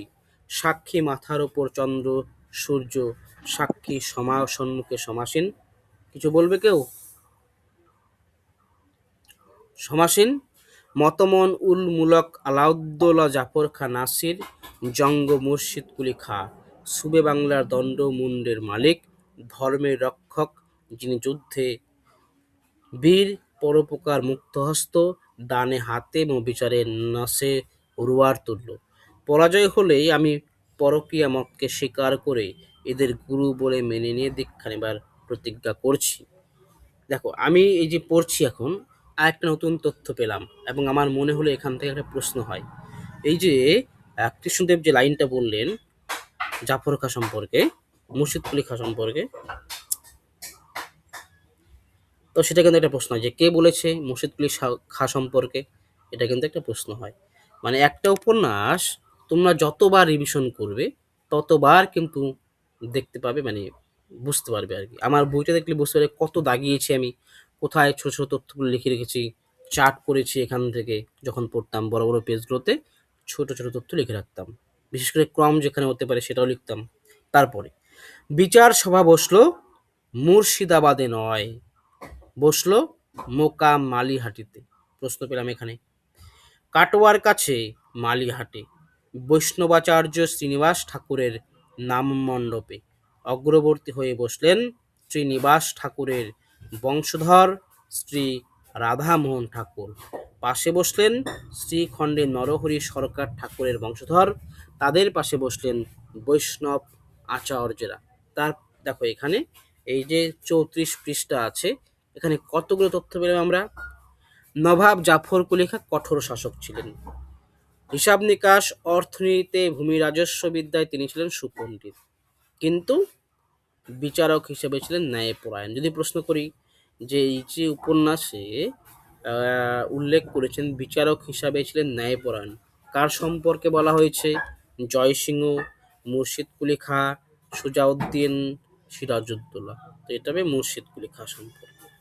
তারপরে তথ্য পেলাম কি, যে কারা কারা এখানে উপস্থিত ছিলেন, দিনাজপুর থেকে, তৈলঙ্গ দেশ থেকে, এগুলো আমরা পাচ্ছি। তারপর এখানে একটা সংলাপ পেলাম, জাফর খাঁ নাসির মুর্শিদ কুলি খাঁ সম্পর্কে সংলাপ পেলাম। তিনি হচ্ছে সুবে বাংলার দণ্ডমুন্ডের মালিক, ধর্মের রক্ষক, তিনি যুদ্ধে বীর, পরোপকারে মুক্তহস্ত। এই সংলাপটা কে বলেছে? এটা বলেছে আচার্য কৃষ্ণদেব। তারপরে আরো তথ্য পেলাম কি, বিচার সভা কোথায় বসে, মোকাম মালিহাটিতে বসে, কাটোয়ার কাছে মালিহাটি। কোথায় কার বাড়িতে বসে, বৈষ্ণবাচার্য শ্রীনিবাস ঠাকুরের বংশধর শ্রীনিবাস ঠাকুরের নাম মণ্ডপে এবং তার বংশধর শ্রী রাধামোহন ঠাকুরের বাড়িতে। পাশে বসে কে, একটা নাম পাচ্ছি, শ্রীখণ্ডের নরহরি ঠাকুরের বংশধররা বসে। বোঝা গেল কিভাবে তথ্যগুলো আমরা বের করব এবং কিভাবে পড়তে হবে, বুঝতে পারছো? হ্যাঁ স্যার। হ্যাঁ বোঝা যাচ্ছে। এইভাবে কিন্তু পড়তে হবে টেক্সটগুলো, এবং প্রথমবার কিন্তু এইভাবে পড়বে এবং দাগাবে। যতবার রিভিশন করবে ততবার কিন্তু নতুন নতুন তথ্য হবে। এবং যদি তোমরা মানে পড়তে ইচ্ছে হয় না, এই ভাবটাকে কিন্তু আগে পজিটিভ করতে হবে, না হলে কিন্তু এই উপন্যাসগুলো পড়ে কোনো রস পাবে না, ভালোও লাগবে না। একটা অসাধারণ উপন্যাস। আমাদের আমাদের ঢোড়াইচিত মানুষ পড়তে ভালো লাগে না, কিন্তু যখন মানে এটার বলতো কি, এই উপন্যাসগুলোর সব থেকে সমস্যা হচ্ছে চরিত্র নিয়ে। মানে চরিত্র কেন বললাম, মানে আমাদের পড়ার ক্ষেত্রে আর কি সমস্যা, অনেকগুলো চরিত্র, সেই জন্য আমরা রিলেট করতে পারি না। এটা সব থেকে বড় সমস্যা। এটা দুই একবার পড়লে কিন্তু সমস্যাগুলো মিটে যাবে। যেমন প্রথম প্রতিশ্রুতি, অনেক অনেক চরিত্র, অনেক বংশ, তো এখান থেকে কিন্তু ওই কয়েকবার পড়লেই বের করতে হবে যে চরিত্রগুলো কে কে বলছে, কোথায় কি বলছে। যখনই রিলেট করতে পারবে একবার, তখন দেখবে অসাধারণ একটা উপন্যাস। মানে এই উপন্যাস তো অসাধারণ, মানে এত সুন্দর আর কি। প্রত্যেকটি সংস্কৃত শ্লোকের বৈশিষ্ট্যগুলো আছে, কোথায় বলেছে, কেন বলেছে। তো এখানে কিন্তু প্রত্যেকটা পৃষ্ঠায় তোমাদের দেখালে আমি বুঝতে পারতাম। এই রাধা উপন্যাসটা না মানে এরকম হচ্ছে পড়তে গেলে আমার যে সমস্যাটা হয়, মানে এবার মানে এত বেশি মানে তথ্য হয়ে যাচ্ছে না, এবার কোনটা যে আসল আর কোনটা নকল সেটাই বুঝতে পারছি না। এটা দিয়ে মানে মনে বারবার, থাকছে না ঠিক করে। হ্যাঁ, বারবার রিভিশন করতে হবে 1 নাম্বার। 2 নাম্বার মক টেস্ট দিলেই বোঝা যাবে। মানে একবার পড়লাম, মক টেস্ট দিলাম, আবার পড়লাম, মক টেস্ট দিলাম, আবার পড়লাম, মক টেস্ট দিলাম। এইভাবে কিন্তু পড়তে পড়তে পড়তে পড়তে আয়ত্ত চলে আসবে। আমি এখনো এখান থেকে যদি প্রশ্ন করে, আমি আশা করি অনেকগুলো উত্তর দিতে পারবো। মানে আমি ভেবেছিলাম তোমরা কাল পড়েছো, সেই জন্য এটা আমি ভাবছি এখান থেকে প্রশ্ন করব। অনেক প্রশ্ন আছে এখানে, এবং অনেক চরিত্র পাবে, দুবার করে আছে। হুম, তো এই হচ্ছে ব্যাপার। আচ্ছা, আমি এখন নোটটা দেখি। বুঝতে পারলাম টেক্সটগুলো কিন্তু এইভাবে পড়তে হবে, এবং খুব ধীরে ধীরে পড়তে হবে। মনে হতে পারে আমাদের যে খুব সময় লাগছে, যেটা আমাদের অনেক সময় মনে হয় যে অনেক সময় লাগছে, অনেক সময় লাগছে। কিন্তু একটা জিনিস মনে রাখবে, তুমি যদি এখন সময় দিয়ে এটাকে খুব ভালো করে পড়ো, নেক্সট বার পড়তে গিয়ে সেটা কিন্তু হাফ টাইমে করতে পারবে। কিন্তু তুমি যদি একবার এটা ঠিকঠাক না পড়ো, তাহলে কিন্তু হবে না। যেমন ঢোড়াইচিত মানুষ প্রথম যখন আমি পড়ি, তখন কিন্তু খুব একটা ভালো লাগে না, পড়তে ইচ্ছা হয় না। এই উপন্যাসটা যখন পড়ি, পড়তে ইচ্ছা না। বিশেষ করে আবু সৈয়দ আইয়ুবের প্রবন্ধ যখন পড়ি, তখন কিন্তু পড়তেই ইচ্ছা হয় না, মানে একদম অসহ্য লাগে। কিন্তু আমি নিজের মধ্যে চ্যালেঞ্জ নিলাম, না, এই আবু সৈয়দ আইয়ুবের প্রবন্ধে কি আছে আমি ভালো করে দেখব, রামেন্দ্র সুন্দর ত্রিবেদীর প্রবন্ধে কি আছে ভালো করে দেখব। আমি কিন্তু একটা দিন এই আবু সৈয়দ আইয়ুবের, মানে আমি 3টা দিন নিয়েছিলাম আবু সৈয়দ আইয়ুবের 3টা প্রবন্ধ পড়ার জন্য। প্রথমে একদম লাগেনি লাগেনি 2-3 ঘন্টাতে শেষ হয়ে যায়। একদম ধৈর্য ধরে প্রত্যেকটা লাইন ভেঙে ভেঙে পড়তাম, এবং যে লাইনটা আমি বুঝতাম না, সেই লাইনটা আমি 2-3 বার করে পড়তাম। পড়ে পড়ে বুঝতে বুঝতে আমার একটা এত স্ট্রং জায়গা তৈরি হলো আবু সাইবের ইসেতে। এবং তারপর কিন্তু প্রবন্ধগুলো পড়তে এত ভালো লাগতো, মজা লাগতো, বলার মতো নয়। সেরকমই এই রাধা উপন্যাসটা। অনেকটা বড়, তোমাদের মনে হতে পারে যে এটা খুব সময় লাগছে। এখন তুমি সময় দাও, যেমন 2 দিন সময়। যদি আগে একটু পড়া থাকে, 2 দিনে কিন্তু হয়ে যাবে। এবং তোমার যদি মনে হয় মক টেস্ট দেওয়ার পরে এই পাচ্ছি না এখান থেকে, না, এটা একটা পজিটিভ দিক। ভুল হবেই, ভুল হওয়া স্বাভাবিক। তুমি আবার রিভিশন দাও, আবার রিভিশন দাও, তাহলে কিন্তু হয়ে যাবে। যেটা বললাম টেকনিকটা, যে তুমি আজকে পড়লে কালকে আবার ওই প্রথম থেকে রিভিশনটা দাও। মানে শুধু চোখ দিয়ে দেখো, মন দিয়ে পড়ো, হাত দিয়ে কলম দিয়ে দাগাও। এটা হচ্ছে কাজ। তাহলে কিন্তু দেখবে অনেকটাই আয়ত্তে চলে আসবে। যদি একদিন পড়ো তারপরে রিভিশন না দাও, তাহলে কিন্তু হবে না। মানে রিভিশনটা কি, আমি কিন্তু ওই প্রথম প্রতিশ্রুতি একদিন রিভিশন করতাম, শুধু পৃষ্ঠা উল্টাতাম, চোখ দিয়ে দেখতাম। হ্যাঁ, এখানে এই যে আমি যখন এখানে যদি রিভিশন করি, এখন আমি চোখ দিয়ে দেখছি, কিন্তু চোখ দিয়ে দেখছি, মন দিয়ে পড়ছি, মন দিয়ে পড়তে হবে। মুখ দিয়ে পড়তে গেলে সময় নষ্ট হবে, অনেক সময় যাবে, কিন্তু মন দিয়ে পড়লে সময়ও কম লাগবে এবং তোমার মানে আত্মস্থটা বেশি হবে, যেগুলো দাগানো আছে সেগুলো। এবং পড়ার সময় যদি মনে হয় যে এই লাইনটা হচ্ছে গুরুত্বপূর্ণ মনে হচ্ছে বা তথ্য পেলাম নতুন, সেটা দাগিয়ে রাখতে পারো। এবং পাশে অবশ্যই একটা খাতা রাখবে, যেগুলো ছোট ছোট তথ্য পাবে, সেই তথ্যগুলো লিখে রাখতে হবে। যেমন একদম শেষে চতুর্দশ পরিচ্ছেদে বা তোমার হচ্ছে একদম শেষের দিকে পঞ্চদশ পরিচ্ছেদে প্রচুর তথ্য পাচ্ছি, প্রচুর, মানে একটা পৃষ্ঠায় 10টা 15টা 20টা করে তথ্য পাবো আমরা। তো সেগুলো কিন্তু ছোট ছোট তথ্য লিখে রাখতে হবে, যে কারো সম্পর্কে বলছে, এইভাবে কিন্তু করতে হবে। আচ্ছা, তারপর দেখি দাঁড়াও।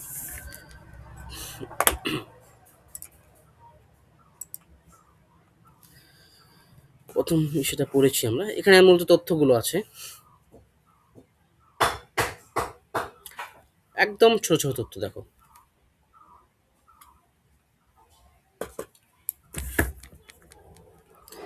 আচ্ছা, আরেকটা জিনিস বলি, সেটা হচ্ছে তোমাদের যদি সমস্যা হয় না, মানে একবার টেক্সট বইটা পড়ে নোটটা পড়তে পারো, তাহলে অনেকটা আয়ত্ত চলে আসবে আরো। আর আমি যে নোটটা করেছি এখানে প্রচুর তথ্য দেওয়ার চেষ্টা করেছি, দুই একটা মিস হবেই, তবু এখানে প্রচুর তথ্য আছে, প্রচুর, অনেক বড় নোট এটা। এখান থেকে দেখি আমরা। এটা কি ইয়েতে দেওয়া আছে? হ্যাঁ, নোট তো দিয়েছি, উপন্যাস সমগ্র নোট পুরোটাই দেওয়া আছে তো। ওটা তো দেওয়া আছে, হ্যাঁ হ্যাঁ, আচ্ছা, ঠিক আছে। কেউ যদি না পাও তাহলে আমাকে বলবে, আমি পাঠিয়ে দেবো। কৃষ্ণদাসীরা হচ্ছে বৈরাগী এবং ন্যায়ানেরী বৈষ্ণব সম্প্রদায়ের মানুষ। একটা কাক আসে, কাক দেখি তার বাড়িতে, মোহিনী সেই কাকটাকে গালি দেয়, মুখ পোড়া হিংসুটে বলে। কৃষ্ণদাসীর প্রবাদে বলে, ডাকে পাখি না ছাড়ে বাসা, খনা বলে সে হলো উষা। এগুলো পাবে কিন্তু, মানে এগুলো হচ্ছে বচন এবং প্রবাদ, কিন্তু পাবে, কয়েকটা পাবে। রাধারমন সরকার আমরা একটা চরিত্র পাই, যে সে হচ্ছে বৃন্দাবন থেকে এসেছিল এবং সেখানে গদি স্থাপন করে। কৃষ্ণদাসের সেখানে যাতায়াত ছিল। রাধারমণের ছেলে অক্রূর, মানে উগ্র, অসভ্য চরিত্র, ক্রূর চরিত্র, সে মোহিনীকে বিয়ে করতে চায়। বিলাসকুঞ্জে অক্রূর নিত্য নতুন সবরী জাতীয় রমণীকে ভোগ করে। অজয়ের দক্ষিণে বিশাল শালবন, এটাও লিখে রাখবে। এই যে অজয় নদীর বিভিন্ন তীরে বিভিন্ন বর্ণনা আছে, সেটা কিন্তু লিখে রাখতে হবে। দক্ষিণ দিকে একটা বিশাল শালবন আছে। দক্ষিণের বাদশাহী সড়ক পার হয়ে গেছে দামোদর, দামোদর ধার পর্যন্ত। দামোদরের ওপারে বন, ওপারের বন বাঁকুড়া, মানভূম, হাজারিবাগে অভিমুখে গেছে। অন্যদিকে মেদিনীপুর উড়িষ্যা সীমান্ত ধারে নাগপুরে চলে গেছে, মানে মধ্যপ্রদেশে দিয়ে ও, একদম। আমি না পাইনি, ওই জন্য উপন্যাসেরটা না নেই, মানে আমাকে পাঠানো হয়নি, আপনি মনে হয় পাঠাননি আর কি। ঠিক আছে, পাঠিয়ে দেবো। নাটকটা আছে, হ্যাঁ আমি সেটাই ভাব। ঠিক আছে। কৃষ্ণদাসী যে চরিত্র পাচ্ছি, তার শ্বশুর হচ্ছে প্রেমদাস বাবাজি। তিনি মূলত শক্তি সাধক হিসেবে পরিচিত ছিলেন, শক্তি সাধক, কালীর সাধক। আর কৃষ্ণদাসীর মহান্ত প্রেমদাসের নিজের ছেলে নয়, মানে গোপাল দাসের কথা বলা হয়েছে, সেই ছেলেটিকে পোষ্য হিসেবে নিয়েছিল। যেহেতু এই প্রেমদাস বাবাজির কোনো পুত্র ছিল না, সেই জন্য শেষ সেবাদাসীর যে পুত্র ছিল, শেষ সেবাদাসীর যে পুত্র গোপাল দাস, তাকে কিন্তু পোষ্য হিসেবে নিয়েছিল এই প্রেমদাস বাবাজি। শ্বশুর শাশুড়ি দাসীকে অনেক রোগের ওষুধ, মন্ত্রের ঝাড়ফুঁকের বিদ্যে দিয়ে গেছে, লোকে তাকে বলে ডাকিনী বিদ্যে। তো এই ডাকিনী বিদ্যে কিন্তু জানতো এই কৃষ্ণদাসী। ইলামবাজারের গঞ্জে কসবি পাড়া সারারাত্রি আলো জ্বালিয়ে হই হুল্লোড় করে কেনাবেচার প্রমাণ দিচ্ছে, মানে খুব বড় গঞ্জ ছিল, সেখানে ভোগবিলাসের সমস্ত কিছুই থাকবে। দাসী ও মোহিনী ঝপ করে, এটা ঝপ হবে, হ্যাঁ, ঝপ করে বাড়ি হাঁসের মতো জলে পড়লো। পলাশের সাথে মহুয়া ফুল কুড়িয়েছে মোহিনী। নতুন সন্ন্যাসী দেখতে কেমন? নতুন সন্ন্যাসী চূড়ার মতো, চুলের ঝুঁটির ওপর সাদা ফুলের মালা, কপালে তিলক, বাহুতে তিলক, সবল দেহ, প্রশস্ত বক্ষ, তুলসীর মালা, দেহ বর্ণ উজ্জ্বল শ্যাম। এটা কিন্তু ক্রম হিসেবে মনে রাখবে, যে একটা মানুষের বর্ণনা দিতে গিয়ে কে কি বর্ণনা করছে এখানে সেটা। দাসীর দুর্নাম থাকলেও মহোৎসব 24 প্রহরে নবরাত্রিতে তার ডাক আসে, অর্থাৎ সেখানে তাদের এই দাসী দুর্নাম ছিল, কিন্তু সেখানে যে উৎসবগুলো হতো, বিভিন্ন অনুষ্ঠান বা ওই কৃষ্ণ নাম হতো, সেখানে কিন্তু এই মোহিনীর কিন্তু একটা আলাদা আসন থাকতো। দাসী ভেবেছিল নতুন সন্ন্যাসী জয়দেব প্রভুর পাঠ পরিক্রমা করতে আসছেন। নতুন সন্ন্যাসীকে প্রণাম করতে গিয়ে পলাশ ফুল মোহিনী আঁচল থেকে ঝরঝরিয়ে পড়ে। দ্বিতীয় পরিচ্ছেদে কি পাচ্ছি? মাধবার্চনার শুরু থেকেই, এক মিনিট, হ্যাঁ,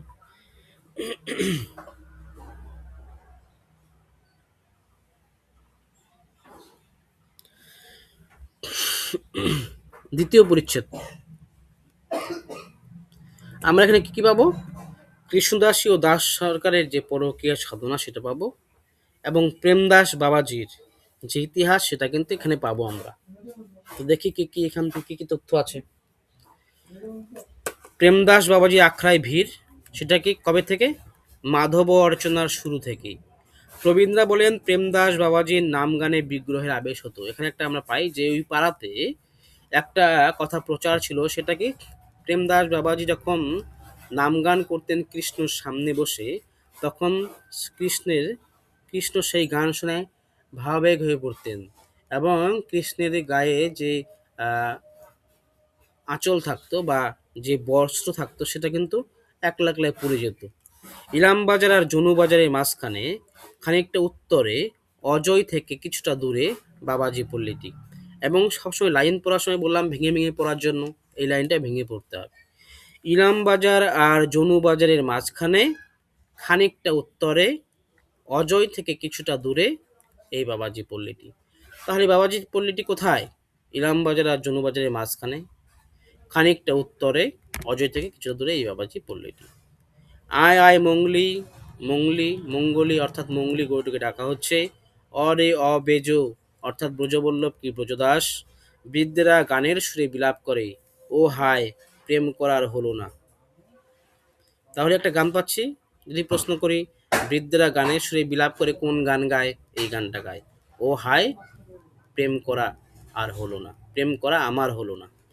যুবতীরা ঘরের পাটকাম করে, কাঁথা সেলাই করে, চূড়া করে, চুল বাঁধে, নাকে রসকুলি আঁকে। কৃষ্ণদাসী আপন মনে স্তব করে চলেছে, জয় গৌর নিত্যানন্দ, জয় শচীনন্দন।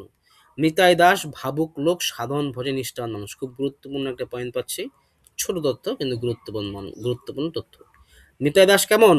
ভাবুক লোক, সাধন ভজনে নিষ্ঠাবান মানুষ। তরুণী বৈষ্ণবীরা কানাকানি করে, নিতাই দাসকে অভিশাপ দিয়ে বললে মরণ বুড়ার ভীমরতি হয়েছে। মানে এই নোটটা পড়লে আমি মনে করি যে তোমাদের 80 থেকে 90% কিন্তু তথ্য এখান থেকে পেয়ে যাবে। তো আমি যেভাবে পড়লাম সেই স্টাইলে পড়ে কিন্তু আমি নিজে কিন্তু সমস্ত নোট তৈরি করেছি, কোথা থেকে কিন্তু কালেক্ট করা নয়। গোপীদাস বাবাজি, আচ্ছা তোমরা তো প্রথমের দিকে পড়েছো, হ্যালো, প্রথম 4-5টা পরিচ্ছেদ কে কে পড়েছো বলো? কেউ পড়োনি 4-5টা পরিচ্ছেদ? পড়েছি স্যার। হ্যাঁ স্যার পড়েছি। আচ্ছা প্রশ্ন করি, রুক্মিণী বলবে, হ্যাঁ?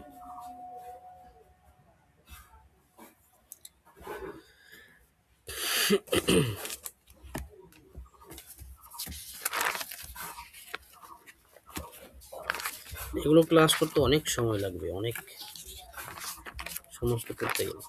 তো যেটা বললাম এইভাবে করবে, বিশেষ করে ক্লাসগুলো আরও ভালো হবে যদি তোমরা সেই বিষয়টা পড়ে আসো, আমি প্রশ্ন করি, তাহলে আমি আমার মতো করে প্রশ্ন রেডি করে রাখবো, যত কঠিন প্রশ্ন করা যায়। আচ্ছা এটা বলো, রাজার ছেলে কালাপাহাড় বলে রাধা মানি না, জয়পুরি বাবাজিদের চেলা নয় চামুন্ড, ঠাকুর এনেছে শুধু শ্যাম। এটা কার সংলাপ?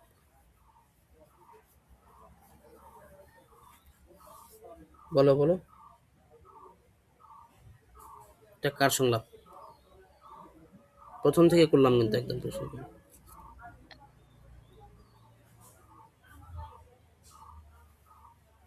বলো, সহজেই তো ধরা স্যার যায়। এটা ওই নবীন সংলাপটা সন্ন্যাসীকে কার? বলেছে। সংলাপটা কার, কি বলেছে? রাধারমন দাস। এটা কয় বলে, কয়। আচ্ছা এটা দেখতে হবে, আমার এখানে কয় লেখা আছে। এটা বলো, বাঁশের চেয়ে কঞ্চি ধরো, এটা কার সংলাপ? এটা কয়। এটা কবে শুনলো? স্যার আগেরটা মনে হয় রাধারমণী হবে। মনে হয়, আমার তাই মনে হচ্ছে। এটা কয় লেখা আছে খাতায় দেখতে হবে। এই দুই একটা সংলাপ আছে যেটা একটু মনে হতে পারে, কিন্তু কয়েরও সংলাপ আছে, একটা বা দুটো। কাটোয়ার নবাব, কাটোয়ার নায়েব নাম কি? কাটোয়ার নায়েব, বা এটা বলো। কার দাপটে চোর ডাকাত শীতের সাপের মতো মুদ নিয়েছে? কার দাপটে? কাটোয়ার নায়েব নাম কি? কি ফৌজদার কি একটা ছিল। আচ্ছা, আমি অপশন দিচ্ছি। মুর্শিদ কুলি খাঁ, কুরুলিয়া মোহাম্মদ জান, সুজাউদ্দিন।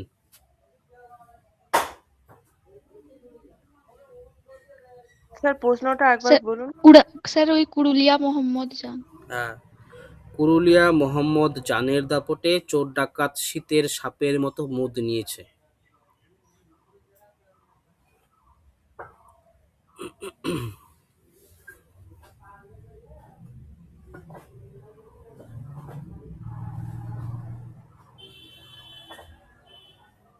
আর পর বলো, ইলাম বাজারের সবচেয়ে বড় কারবার কিসের? তো বলেছি। লাক্ষা। সাক্ষাৎ। জয়সিংহ কোথায় মান মন্দির প্রতিষ্ঠা করে?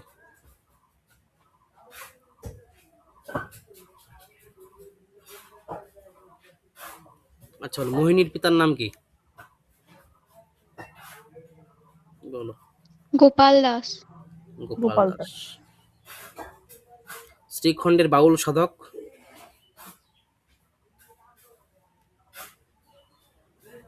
উদ্ভব। শ্রীখণ্ডের বাউল সাধক উদ্ভব।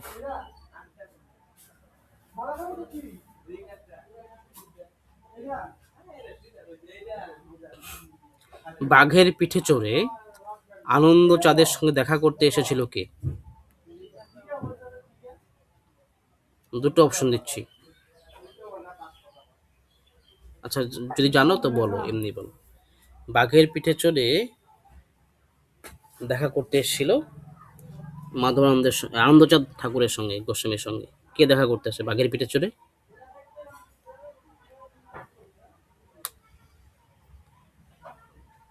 স্যার এত নাম এখানে মনে থাকে না নামগুলো। খুষ্টিকুড়ির হজরত হোসেন। এগুলো মনে রাখতে হবে, একদম তথ্য, ছোট ছোট তথ্য। এখানেই হচ্ছে বিষয়টা, তোমরা যদি ঠিকঠাক পড়তে আর কি, আমি এখানে প্রচুর প্রশ্ন করতে পারতাম এবং তোমাদের শেখা হয়ে যেত। মানে আমি এখান থেকে, এরপর থেকে তোমরা কিন্তু অ্যাডভান্স করার চেষ্টা করবে। সেটা হচ্ছে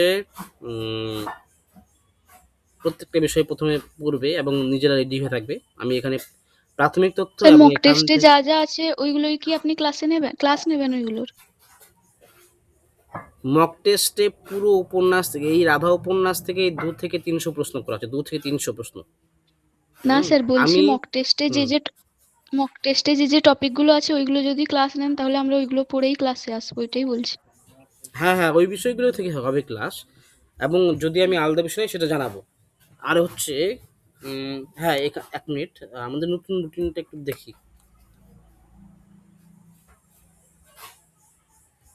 এখান থেকে কোনটা কোনটা ক্লাস নেব বলছি।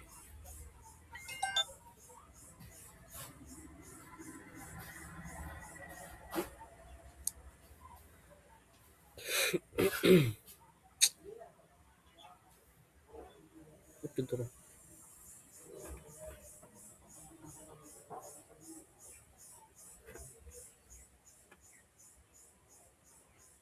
লাইনটা কেটে গিয়েছিল।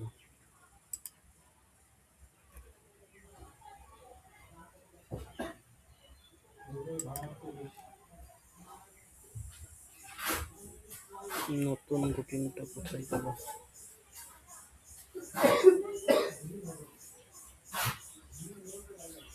গ্রুপে দেখো তো। স্যার কাল তো প্রথম পার্থ আর ওই সিংহাসনের ক্ষয়রোগ আছে। কালকে? হ্যাঁ, হ্যাঁ আর সকালে ঈশ্বরগুপ্ত। কবিতা পড়াবো না, কবিতা পারবে এগুলো। স্যার বলছিলাম আপনার কাছে ঈশ্বর গুপ্তের কবিতাগুলোর বই হ্যাঁ আছে আমি কি, তাহলে দেখেছি, ছবিগুলো পাঠাতে। দেখেছি, পাঠাবো। হ্যাঁ, আর পিডিএফটাই ক্লিয়ার নেই স্যার, ওই জন্য বুঝতে পারছি না। আমার কাছে মনে হয় সবগুলো নেই, তো যেগুলো আছে পাঠিয়ে দেবো। আচ্ছা, প্রথম পার্থ, সিংহাসনে ক্ষয়রোগ, বাকি ইতিহাস, চাঁদ বণিকের পালা, টিনের তলোয়ার, এই সবগুলো পড়াবো নাটক, কারণ খুব গুরুত্বপূর্ণ। বিশেষ করে বাকি ইতিহাস, সিংহাসনের ক্ষয়রোগ, চাঁদ বণিকের পালা খুব গুরুত্বপূর্ণ, এখানে প্রচুর কথা বলার আছে। তারপর ছোট গল্প, এগুলো পারবে, দরকার নেই। রামমোহনের প্রবন্ধটা পড়াবো, কারণ এই সংস্কৃত শ্লোকগুলো এখান থেকে সমস্যা হয়, এবং এই সংস্কৃত শ্লোক সবগুলোই কিন্তু আমরা সহজেই মুখস্থ রাখতে পারবো কি পয়েন্ট দিয়ে। আহ, রবীন্দ্রনাথের নাটকগুলো পড়াতে হবে, এখান থেকে সংলাপ কিছু গুলিয়ে যায়, সেই সংলাপগুলো সহজেই মনে রাখতে পারি, এবং গানগুলো একদম জলের মতো করে সহজে মনে রাখতে পারবো। তারপর হচ্ছে, হ্যাঁ, জাপান যাত্রী জীবন স্মৃতিটা পড়াবো এখান থেকে, ঘরে বাইরে চতুরঙ্গ শুধু কয়েকটা সংলাপ আছে, বেশিক্ষণ সময় লাগবে না, কয়েকটা সংলাপ আছে যেগুলো গুলিয়ে যায়। আচ্ছা, প্রবন্ধ থেকে কোনটা কোনটা করাতে হবে বলো? প্রবন্ধ কোনগুলো করাবো? স্যার আবু সৈয়দটা করিয়ে আবু দেবেন। সৈয়দ আয়ুব আচ্ছা, আর আর বাকিগুলো এই কতটা অন্নদাশঙ্কর রায়ের। সহজ? তো আনন্দশঙ্কর রায়, পারিবারিক অন্নদাশঙ্কর সহজ সমস্যা, আছে। একদম সহজ। সহজ আছে এমনি, হ্যাঁ ওটা এমনি সহজ। অন্নদা অবনীন্দ্রনাথ ঠাকুর, এটা সমস্যা হতে হ্যাঁ পারে। হ্যাঁ অবনীন্দ্রনাথ হ্যাঁ, ঠাকুর। অবনীন্দ্রনাথটা একটু করাবেন, হ্যাঁ হ্যাঁ। আর রামেন্দ্র সুন্দর ত্রিবেদীটা একটু রামেন্দ্র করালেও সুন্দর হয়, ত্রিবেদী। হুম। তাহলে তো ভুলে না যায়। তোকে এখান থেকে এই কটা ক্লাস করাবো, কালকে কালকে কালকে কালকে কালকে হবে না, কালকে হলেও রাত্রে করাতে হবে। এই কয়েকটা ক্লাস করাবো আমি এখান থেকে। আর আরেকজন,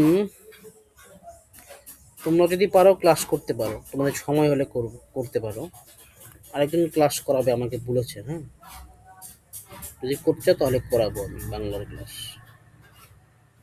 কালকে। ও বা কেমন পড়ায়, আমি ভালো ছেলে, ভালো ট্যালেন্টেড, জেরে পাইনি কিন্তু খুব ভালো, ও জেনারেল বলে পাইনি 1-2 নাম্বারের জন্য। যদি ক্লাস করতে চাও আমি দিতে পারবো ক্লাস। ওর নাম হচ্ছে কল্যাণ মণ্ডল, বাড়ি সম্ভবত বীরভূমের ওই দিকে, আমার কাছেই পড়তো। আমাকে বললো দাদা আমি ক্লাস করাবো, তো বললাম ঠিক আছে, সমস্যা নেই। নাটকের স্যার। ও সব বিষয়ে করাতে পারে।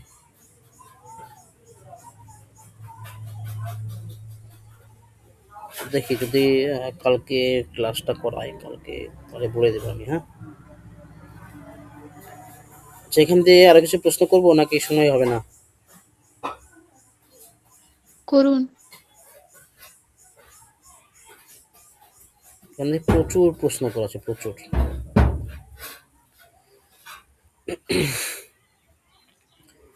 আচ্ছা, উপন্যাসের সূচনায় কোন আমলের কথা আছে?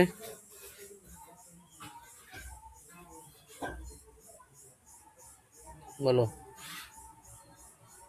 মোঘল আমলের কথা। মোগল আমল। তারাশঙ্কর এটি কত নম্বর উপন্যাস, কততম?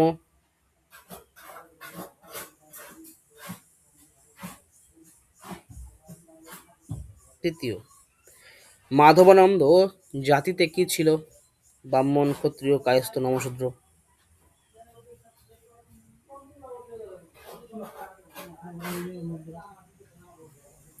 বলো বলো বলো, সহজ আইডিয়া করে বলো। ব্রাহ্মণ। ব্রাহ্মণ। মাধবানন্দ ব্রাহ্মণ ছিল। ওর বাবা কে ছিল? ওর মা কে ছিল? ব্রাহ্মণ ছিল।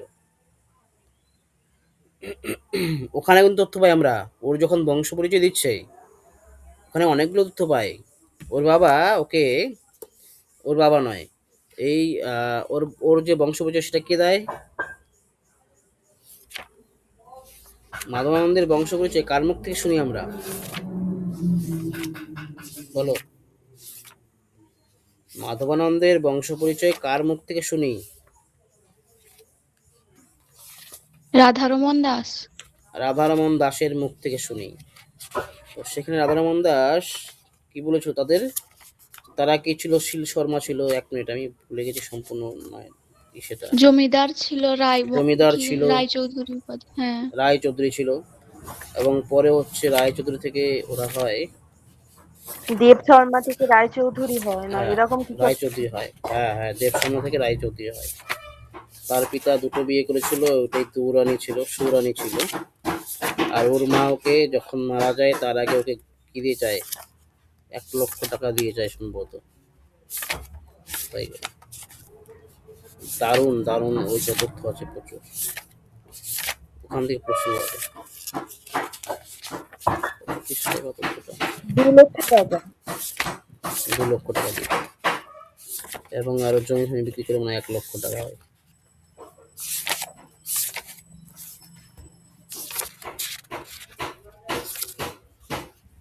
প্রথম দিকে আছে।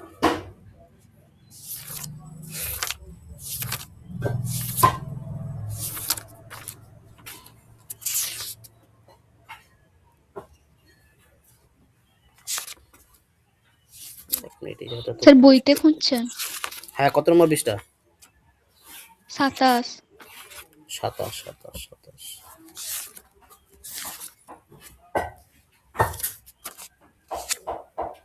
এই জায়গাটা দেখো, অনেক তথ্য অনেক তথ্য আছে এখানে। যে কি বলছে, যে নিজেরা দেব শর্মা থেকে রায়চৌধুরী হয়েছিল, পুঁথি পেতে তাকে তুলে জমিদারি সেরেস্তার কাগজ নিয়ে পড়েছিল এবং শামুকের খোলার নস্যের বদলে ফুরসির নল। আচ্ছা, এই জায়গাটা আরেকটা জায়গা আছে কিন্তু, ওখানে হচ্ছে পরের পৃষ্ঠা দেখো, পরের পৃষ্ঠা 30 পৃষ্ঠা দেখো, এখানে কিন্তু কয়েকটা তথ্য আছে, খুব গুরুত্বপূর্ণ জায়গা এবং প্রশ্ন হতে পারে। যে পিতা বলছিল, এই বলছে, সে রাধারমণী বলছে, একদম 29 পৃষ্ঠা শেষের দিকে দেখো, সলজ্জভাবে নলটি হাতে নিয়ে পাশে রেখে দাসী বললে, তারপর তারপর বয়েছ না, এখন ধ্রুব তো তপস্যা করতে গেলেন কাশী। তো ধ্রুব কাকে বলছে এখানে? ধ্রুব কিন্তু বলছে মাধবানন্দকে। বয়েছ না, এর বাবা বলেছিল আমি হিরণ্যকশিপু নই। তাহলে এখানে কার সঙ্গে তুলনা করেছে? ওর বাবাকে হিরণ্যকশিপুর সঙ্গে তুলনা, মানে বলেছে আর কি, হিরণ্যকশিপু নই, কিন্তু সুরুচি মোহমুগ্ধ উত্থান পাদের সঙ্গে 15 আনা, মানে উত্থান পদের সঙ্গে কিন্তু তুলনা করে এখানে তার পিতাকে। তারপর কি আছে এখানে, ধ্রুব কাশী গেলেন, কিছুদিন পর মা মারা গেলেন, বছর 4 পরে খোদকর্তা। তাহলে মা মারা যাওয়ার পরে কত বছর পরে পিতা মারা যায়? 4 বছর পরে। তারপর এখানে তথ্য পাই যে ঔরঙ্গজেবের বাদশার ভয়ে পাণ্ডারা গোবিন্দজিকে গোপীনাথকে জয়পুর পাঠিয়েছে, মদন মোহনকে পাঠায় করলি, সেও জয়পুরের মহারাজার বাস্তু। ব্যাস, মহারানা দ্বিতীয় জয়সিং 3 মূর্তির সেবার অধিকার পেয়ে বৈষ্ণব ধর্মের অভিভাবক হয়ে উঠলেন। তারপরে প্রশ্ন, হেতমপুরের ফৌজদারকে? হেতমপুরের ফৌজদার হাদি নাম, বলো বলো বলো, আমি প্রসঙ্গক্রমে বিষয়গুলো বলছি। হেতমপুরের ফৌজদার হচ্ছে হাফেজ খা। এই হাফেজ খা কিন্তু দিল্লি থেকে পালিয়ে আসে, এবং এই হাতেমপুরে কিন্তু সে হাতেম, ওই নাম কি ছিল, হাতেমপুরের ফৌজদার ইসের পুত্র হিসাবে কিন্তু সেখানে পরে সে রাজত্ব পায়। মকর বাহিনী নাকি উজান বেয়ে কাটোয়া থেকে কেন্দুলি ঘাট পর্যন্ত আসে। মকর বাহিনী নাকি উজান বেয়ে কাটোয়া থেকে কেন্দুলি ঘাট পর্যন্ত আসে, কোন তিথিতে?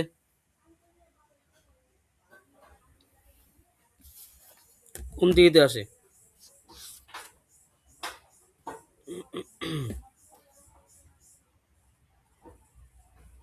বলো। হ্যালো, প্রসঙ্গটা মনে করো, তাহলেই মনে পড়বে। প্রসঙ্গটা মনে করো।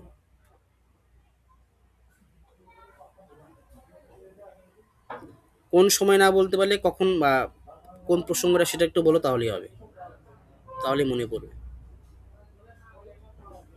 হ্যালো, বলো বলো। নবীন সন্ন্যাসীর আসার সময়টা। নবীন সন্ন্যাসী কেন্দুলি, আচ্ছা এই জায়গাটা বলি তাহলে। মকর বাহিনী নাকি উজান বেয়ে কাটোয়া থেকে কেন্দুলি ঘাট পর্যন্ত আসে, কিসের জন্য আসে? প্রসঙ্গটা মনে করো।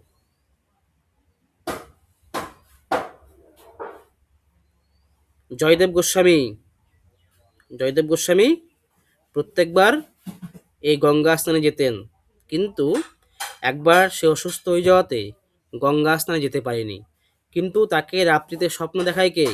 যে গঙ্গা দেবী উজান তাকে স্বপ্ন দেখাচ্ছে যে তুমি যখন আসতে পারলে না, আমি তাহলে আসছি। সেই গঙ্গা কিন্তু অজয় নদীর উজান বেয়ে কিন্তু এই কেন্দুলি ঘাটে আসে, এবং তারা কিন্তু জয়দেব গোস্বামী এবং তার স্ত্রী পদ্মাবতী সেই ঘাটে কিন্তু স্নান করেছিল। সেই প্রসঙ্গটা এসছে। এটা স্নান, গঙ্গা স্নান আমরা পাই না এখানে। কোন মাসে হয়? কোন মাসে হয়? পৌষ সংক্রান্তি।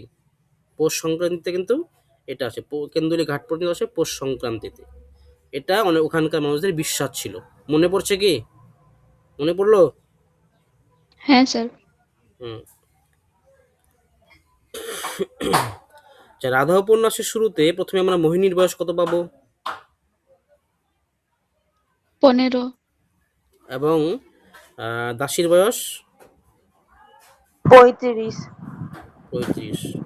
কত বছরের সন্তান? স্যার 20 বছর, 20 কত বছরের বছর সন্তান। বয়সের? হুম।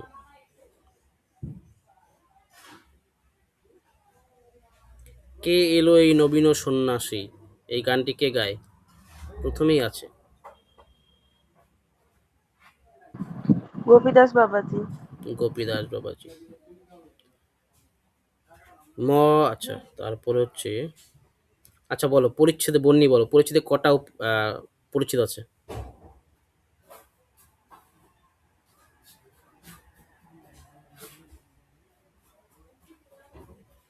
বলো কটা পরিচ্ছেদ?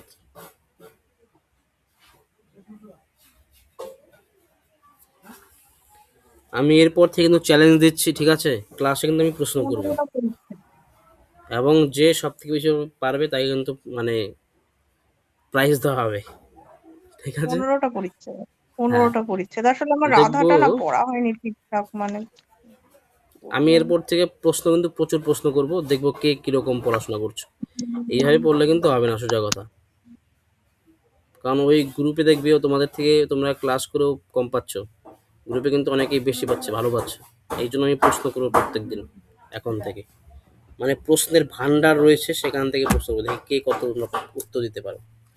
আমরা কিন্তু আমাদের সময় কিন্তু এরকম মানে ছিল না, সহজ ছিল না। আমরা হচ্ছে তখন পড়তাম হচ্ছে আলোচনা করে ফোনে। যে বলেছিলাম আমার ভিতরে হিংসে হতো যে আমার থেকে বেশি পাচ্ছে, কখনোই হবে না, আমাকেই বেশি পেতে হবে।